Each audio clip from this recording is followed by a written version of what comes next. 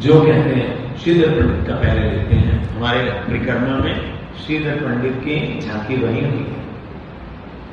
जो ब्रज के 12 गोपाल हैं उनमें एक है कुसुमासव। वो महाप्रभु की लीला में श्रीधर पंडित हुए थे। वो नवद्वीप धाम के रहने वाले थे और चांदकाजी की समाधि के दक्षिण पूर्व दिशा में उनका निवास स्थान था, जो श्रीधर रंगन के नाम से प्रसिद्ध है। उनके घर पर श्रीधर पंडित का जो घर था उसके पास में केलों का एक बगीचा था, केले के पेड़ों का, केलों का कुंज था। अब तो कहते अभी आप देखेंगे तो वो दिखाई अभी नहीं देता है, क्योंकि समय के हिसाब से अभी वो है नहीं। श्रीधर ने केले के बगीचे से गुजारा करने वाले एक गरीब ब्राह्मण की लीला की थी।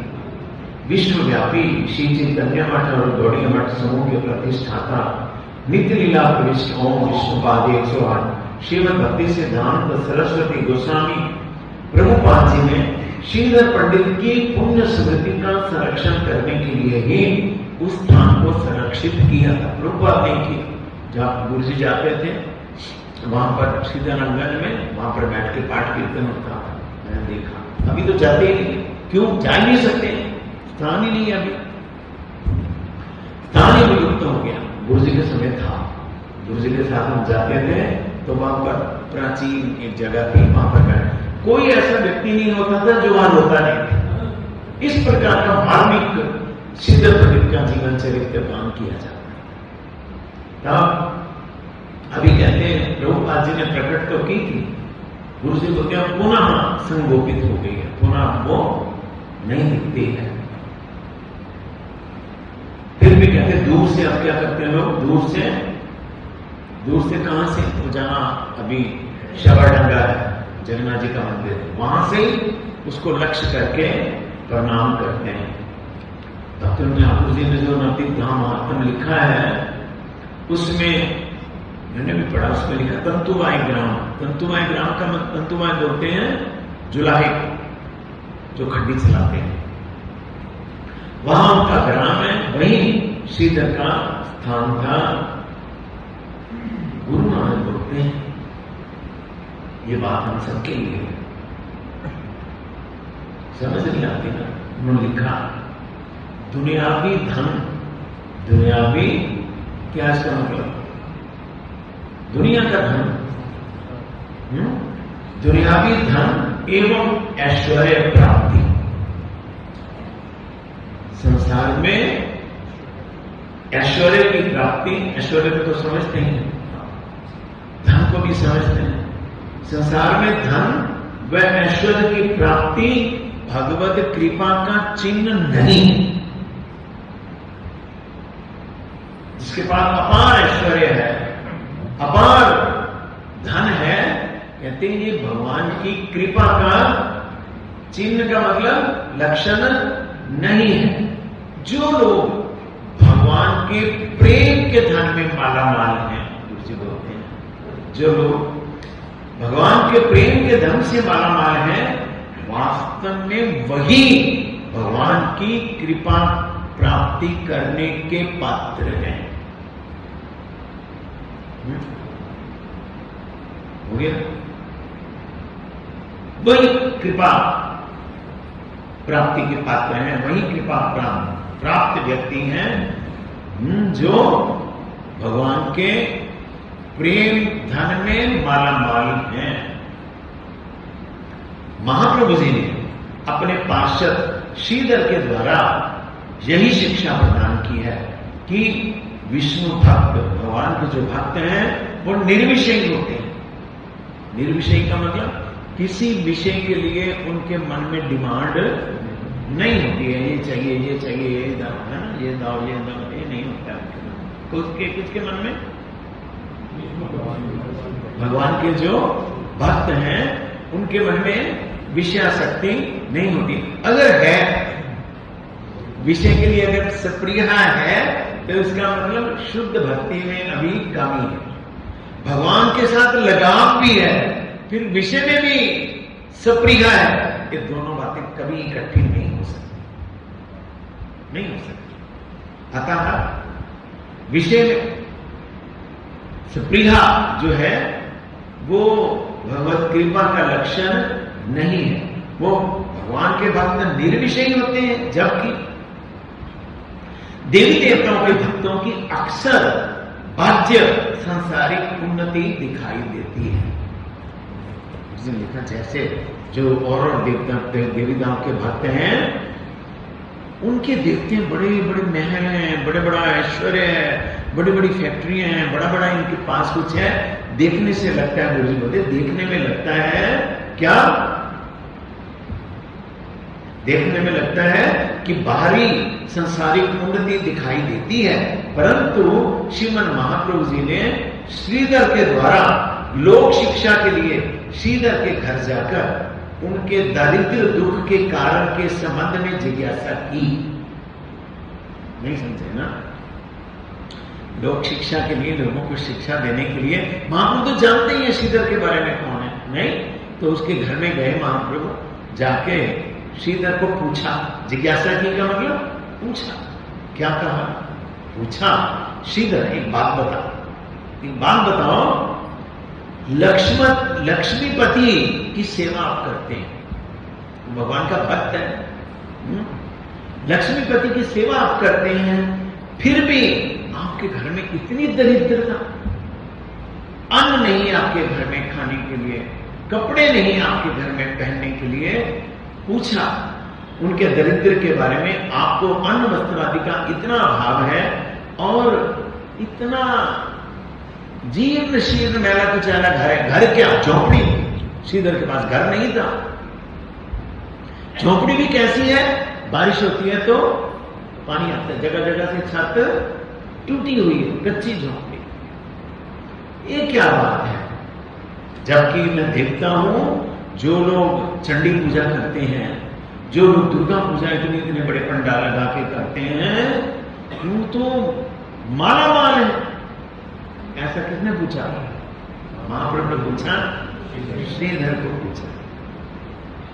तब श्रीधर ने क्या उत्तर दिया? महाप्रभु को क्या उत्तर दिया? आप सुन रहे हैं ना सब ध्यान से?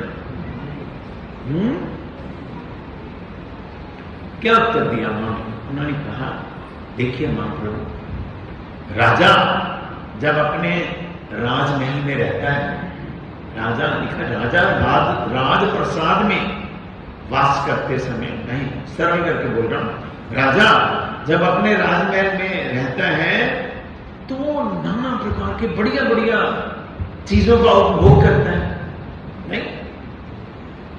उसका रहना, खाना, पीना सभी तो साधारण जैसा तो नहीं होता है। फल भी खाएगा तो टॉप क्वालिटी के जो एक्सपोर्ट होते हैं, जहां बाजार में मिलते ही नहीं है। कोई भी चीज जो खाएगा बढ़िया से बढ़िया, पहनेगा बढ़िया से बढ़िया, जो वस्तु लेगा तो कहते हैं राजा के महल में राजा जो है उत्कृष्ट द्रव्यों का भोजन करके जिस प्रकार अपना समय बिताते हैं, जिस प्रकार उनको आनंद लगता है, पक्षी उसी आनंद को अपने घोंसले में वो चुग कर लाया हुआ दाना खाके ही उनको ऐसा आनंद लगता है। क्या बोला? समझ बात कि पक्षी जो है उनके पास तो घर नहीं है, राजमहल, उनका घोंसला ही उनके लिए राजमहल है। जो राजा को उत्कृष्ट द्रव्य खाके मजा लगता है, कहते पक्षियों को वो अपने घोंसले में जाके वो जो दाना चुग के लाते हैं उनको खाने के उनको ऐसा ही आनंद लगता है जो आनंद राजा को लगता है। इससे महाप्रभु राजा के सुख की और पक्षी के सुख की कोई पृथकता तो नहीं है, कोई अलग बात तो नहीं है। वही सुख उसको है और वही सुख उसको है। अलग बात क्या है? अलग बात क्या है? किसने बोला? श्रीधर।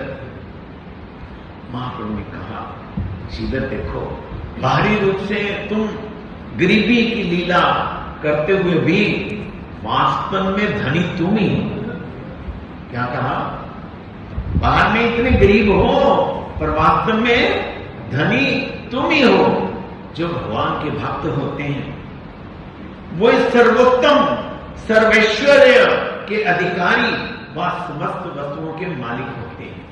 जो भगवान के भक्त होते हैं उनके पास सबसे उत्तम ऐश्वर्य होता है, सबसे उत्तम ऐश्वर्य होता है।